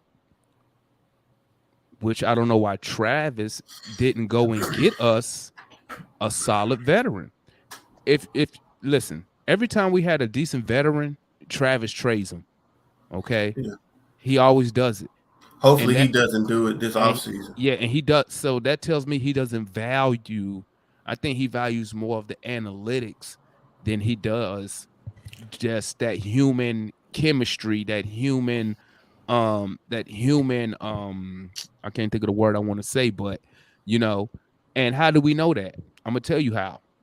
Because remember, if you go back, I want to say it was 2 years ago. Yeah, the same year we traded for Clint. Guess who else we traded for and brought back? We brought back Dwayne Dedman. Why did we bring back Dwayne Dedman? Because Trae Young said he was the voice of, he was the one that held the locker room together, which is hilarious to me because he let Dedman leave just to trade for him. I'm like, you should just gave him a contract, dummy, instead of letting him leave. And now you got to give up an asset to get a player you already had on your team. Okay, he did that then. Now, so you go back last year playoff run. Who was our vet? I considered the locker room leader vet to be Solo. What's he do this year? He trades Solo. So he showed. So Solo was out for the year. I don't care if he out. I don't give a fuck if he played. To be honest, we don't need his minutes. I don't care. We don't need him on the. Yeah, I don't care if him don't play. Yeah, I don't care if he You played. But you need somebody. And I'm gonna do this. Like Gerald probably know. I do this all the time in the New Pat City group. I always go back to my Army stuff, right? So me as the platoon sergeant, right? I have to rely on my 4 squad leaders who also have to rely on their 2 team leaders so we can get stuff done. Why do those soldiers respect us? They respect us because of the position and the experience, right? So in the military, instead of a championship ring, it's you have a combat patch showing that you've been deployed into a real combat zone. So when I walk up to soldiers and I'm trying to explain to them this what happened in combat, the first thing they do is look at my right arm. Well, on our old uniform, we used to wear a combat sleeve on a combat patch on the right arm. In my dress blues, they look at my right sleeve that show all my deployment months, right? You have to have that. So we don't have that on our team. We don't have that veteran that can say, "Hey guys, I've been here. This is how it goes." Nobody on our team that I can think of has even made it to the finals in any of their careers that I'm thinking. None of them. So who's that person to say, "Hey guys, listen to me. I've been here before." And we're missing that, and we need that. And Nate McMillan made it to the finals. Yeah, I'm talking about a player though. He already the coach, so he has a. I'll tell you what else we don't got. What's that? We ain't got a sergeant that tells people what to do and stick to that shit. He keeps switching stuff up, man. I can't stand Well, you had one. Well, you know what? But it's funny because when you say that, because you did when John Collins was saying it, people was on his ass about it.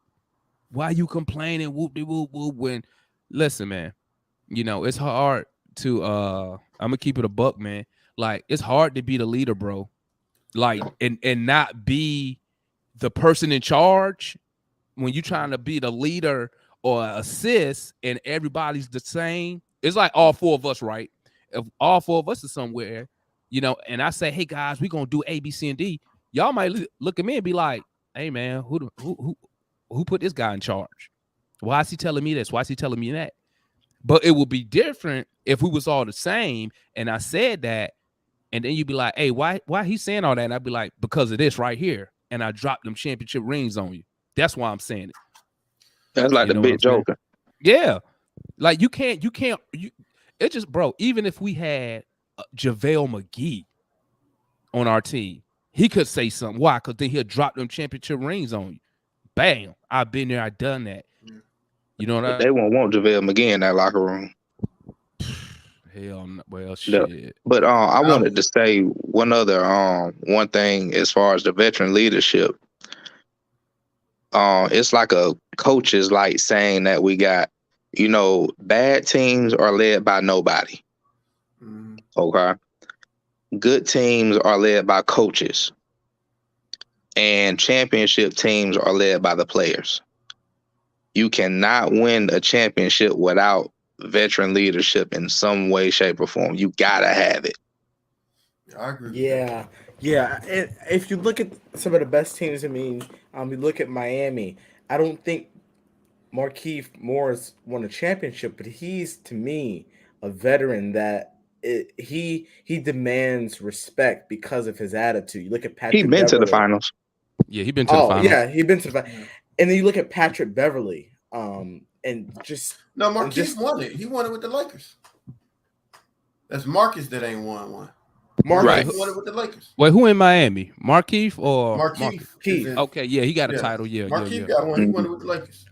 Well, that says it all right there. I mean, even though he kind of got plowed down by Jokic, but you know, I think that his aggressiveness. I've been like, you know, and I'm gonna be patient, you know, to the offseason for this. I just think that I agree with what you all said. I think that you know, I get people talking, well, we need young talent, want young talent. No, I feel like if we're gonna compete and we're gonna be serious about it, we gotta get solid veterans in here. We gotta go out and we had to get a number 2, number 3 option, then fill the rest of the roster with grimy veterans that have been there. I'm talking about, like, you brought out JaVale McGee, Markieff Morris. You can get all those guys for cheap, Markieff Morris, and then you go out and you move a couple second round picks and a solid, you know, below average piece, and try to go out there and get a Patrick Beverly to add to your squad. I want a team like that. Teams can be grimy, and there's teams out there like that. Like you look at Miami, but that's just the culture in Miami. If you look at the way Spoelstra and Riley instills in those guys, just grit and hard work. That's what I like about. I'm gonna tell you who used to grind some wins, and this might be before your time too, Anna, but it ain't too far ago. The old Grizzlies when they had Tony Allen. Yeah. When they was called what they nickname they played? The Grindhouse. The Grindhouse. Like when you go there, bro, you had to bring had to bring your hard hat for real. Yeah. If you was gonna win there, you was gonna earn that win. And like over here in Atlanta, bro, we the good guy gang, bro. We the good guy gang. You could come, we'll let you come in our house and punk us and everything, and won't do nothing, won't say nothing. You know what I'm saying? Like, if that game against the Spurs when they was blowing us out, bro, if I was on that team, I'd have got thrown out the game, bro. Yeah. Just to that's show, a whole Atlanta sports problem, except the Braves. We're just a good guy gang, man. And Braves, you know, better than everybody. Well, for the Falcons, they call it we call it the Falcon filter. You know, they just looking for good guys. They don't want no problems. But the Hawks, we don't have an identity right now besides being a bunch of good guys and a finesse team. But we don't have no real identity. Besides, go ahead, Rashad. Let me ask y'all this. I'm gonna be hard on Nate tonight. I'm telling you, because I was pissed at what I saw. Do y'all think that we are in a place as a franchise to where we can bring in players like a Markieff, like a JaVale, like a Tristan Thompson, like these vets that we're talking about, and Nate demands the respect of these veteran players, and also our young players are able to rally around them or at least answer to them to some level of accountability. Because I don't know if we're at that place yet. It got to be somebody. It got to be somebody. My bad. And let me say this, and I'll let you go, Gerald. Okay. One, since we are not one of these top organizations at the moment, if you try to bring somebody in like that next year, one, you're probably gonna overpay, because let's be real, those type of dudes, they really ring chasing at this point. So they play for that vet minimum, going to get these rings. So if we want them be in our position that we're in, we're gonna have to overpay for one. Now when I say overpay, I just mean we got to pay more than one of those teams that's at the top of the totem pole. You know what I'm saying? And that we need to, if he does it, he need to bring somebody who got a championship. Because that championship trumps, bro, that ring trump anything that anybody on our team currently can say. What they gonna say? Like if I was the vet and I went in there and Trey tried to play me, that's all I'm doing. That's what I'm doing next day. I'm coming to practice with my ring on, so everybody can see it. You know what I'm saying? And it's got to be somebody who is not a pushover. They got to be somebody who what's the saying? Who say what they mean and mean what they say. You know what I'm saying? Yeah. Go ahead, Gerald. Championship teams or championship coaches never gain the respect without being vouched for by the OGs in the locker room. If the OGs don't vouch for you, then you could be Phil Jackson. You're not gonna have the respect.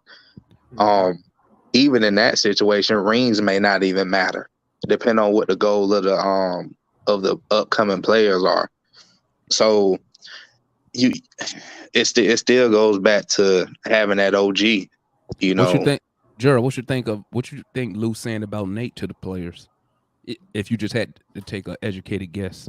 What is he saying to the players? Yeah, you know how you said the OG of the locker room needs to co-sign. You think Lou co-signs Nate to the younger players? I think, I think Lou does, but normally I feel like Lou may not be enough. I think he's enough as far as the front court. The back court. But you gotta have championship teams. The big men are like the enforcers. They're like the alpha males of the group. With the bad boy Pistons, it was Bill Laimbeer, Rick Mahorn. When a new player came in, those are the two that laid out all the rules and all that. And they said, if you can't do this, then you might as well go somewhere else. I'm sure y'all saw the documentary, but it's gotta be more than Lou. Mm-hmm. Yeah. Oh, I thought I was the only one in the show. Yeah. I question what I'm messing around with the settings. That's so all. Rashad, Lou trying to make us professional. I got you. Rashad, Nate's he's not gonna have that effect on the locker room that you or I or any one of us would desire, or until we get a solid vet. And that isn't a Nate problem, that's a Travis problem. Do you think? Well, it can. Sorry, I didn't mean to cut you off. Go ahead. It can. Okay. It can become just talk, man. Just talk. It can become a Nate McMillan problem because, according to him, he doesn't want to step on the front office or Travis's toes. He says, whatever Travis does, he does what he does, and I'm responsible for coaching the team. And that's what he said in his introduction. So I feel like, and we've talked about this before, I feel like Nate has got to communicate with GM Schlink and the owner Tony. I feel like he has to communicate with them better. And once he makes it clear what they want, hey, if it's possible, Travis is going to go out there and get those players because in the end, our GM has a ring. He got one at Golden State. And so in the end, right now we're just going through like a little slow process of trying to get there. But if Nate wants to speed things up and he lets Travis know of that, then I have no doubt that if an offer comes by where we can do that, then we'll take that offer. But we don't know what is being said. We can't just assume that he's not saying it to the front office. But well, of I'm course, just going based off of what Nate said. Oh, about him just saying that his job is to coach the team? Right. Well, they have to put out a product on and off the court that shows structure. With structure, that means everybody knows their role. So he's never going to put his superior on the spot in public. He's never going to do that. But behind closed doors, I'm pretty sure they have the relationship to where, hey, if I need something, then I'm going to communicate that to you. Now, once he communicates that to Travis, it's up to Travis to, he got to make the money work, all that good stuff. Like I always say, it takes two to make a trade. Yeah, I just don't. Just because it's not happening don't mean it's not being talked about, is all I'm saying. Yeah. I just don't think because I'm sure Travis knows. Travis has a great track record. Nate has a good track record as a coach. Mm-hmm. But 70 games into the season, I understand that this season was challenging, and I understand Atlanta is a challenging city to coach and win in. I also understand that some unforeseen circumstances that are happening. I just, all in all, man, I am not sure. I don't know how much I trust Nate right now because it's so inconsistent. Like what he like. Not. Let's throw out TLC, the whole TLC thing tonight, or whatever gripe I have. Like when I turn games on, I watch coaching. I listen to their interviews. I listen to post game, press game, all of this stuff because I watch coaches when they do the FIBA and the teaching and stuff like that because I want to know what kind of coach he is. What does he hang his hat on?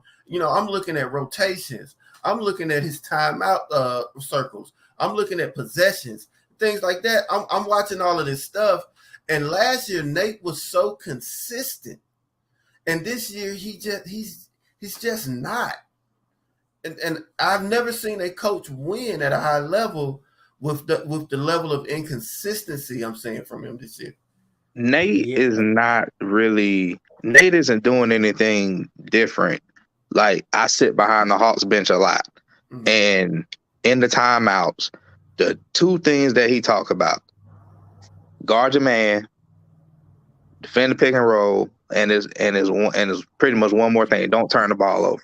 Those are the three main things he may, if he calls 7 timeouts a game, probably 4 out of those 7 timeouts, it's about one of those 3 issues on the floor. But if the players don't do it, I mean, you got players getting paid $70 million to score 9 points a game. What can the coach do? It's not about the points though, man. Yeah, it's about communicating. It's about making sure your message is clear and you play the players that can execute the game plan. In the huddle, I'm telling you, that shit be crystal clear. Yeah, he does tell them that shit. I'm talking about he be cussing their ass flat out. I agree with Gerald, man. He be saying it all the time. He talks about those 3 things. He talk about that fist that he be talking about. He always talk about that fist. That's when he mainly talking about like defense. But it ain't. It's only so much the coach can do. All the coach can do is put the players in the best position to be successful based on their skill set. Yeah, and right. Go ahead. I'm gonna let Anos get the last word, fellas, and we're gonna go ahead and wrap it up this evening. Y'all can believe this 2 hours long. It went by Yeah. fast. Yeah. I just wanted to say, I mean, you know, it's gonna be pretty short for me. I was just gonna respond and say, you know, yes, I think that and I know I'm gonna get a lot of backlash for saying this. I think that last year was the honeymoon stage with Nate. And I think that now we're getting, if you look at his track record in Indiana, I think we're getting Indiana Nate McMillan, where his teams were, pretty good, but they can never get past a certain point, which was the first round of the playoffs. Well, we don't know what it's going to be here. Listen, I'm all for giving blame to the players because at the end of the day, I say I don't blame the coach, I don't blame the GM, I don't blame the owner because the players are going out there and playing. But I do have to turn to the coach eventually and say, okay, well, obviously I'm gonna handle these players in the offseason, but I'm not talking about fire you, but I need to evaluate you and make it clear what more I need from you. So, with Nate McMillan, he's been extremely stubborn and clear with what he wants, but we gotta think, are we just gonna get Indiana Nate McMillan? If so, do you really want to just keep him for the years for his contract, knowing that if you're gonna get that, you're not gonna win a championship? All righty, fellas, time to wrap it up. Another post game. It wasn't the post game we thought we was gonna have, but hey, we didn't have plenty of these damn post games we didn't think we was gonna have. Me, I want to salute the chat. I gotta salute all the guests who came on. Salute the analysts, Rashad. Shout out my boy Gerald, JR, and anybody else who want to come up here, man. Y'all know I dropped that link. We're gonna get the call in line up. So I know some people don't want to hop on the video. So I'm working on getting the phone lines up and running. So if y'all want to call in, we can go ahead and knock that out also. So we're gonna go ahead and wrap this up. I appreciate y'all for tapping in. We talk Hawks TV post game live. Appreciate you. Next game, we might be having the same type of post game going to Memphis, but hey, it is what it is. We hope the boys can pull it out, man. So we're gonna go ahead. I'm gonna let analysts and I'm gonna let Rashad have the last word, and we're gonna wrap it up. Y'all keep it short, fellas. Y'all got 30 seconds apiece. You got anything to say, analysts? Wrap it up. Nothing other than we got to move on to the next game. We got a tough challenge coming up with Memphis. I'm sure we'll play them tough. We got to have a good game plan. We got to put this game behind us and take the negatives and look at it and take the positives and run with it. So we got a game coming up on Friday. We got to be ready for it. Rashad? My response to analysts, I'll take Indiana Nate McMillan. I just want us to make the playoffs 3 consecutive years, and then let's go from there. All righty. And y'all heard that? And we are out. Appreciate y'all for tapping in. Make sure y'all tap in. Next game, I think, is Friday. Friday? Yep. Oh, that's in 2 days. So I'll have something up tomorrow, family. I ain't going to let the channel go that long without nothing. But we are out. Thank you for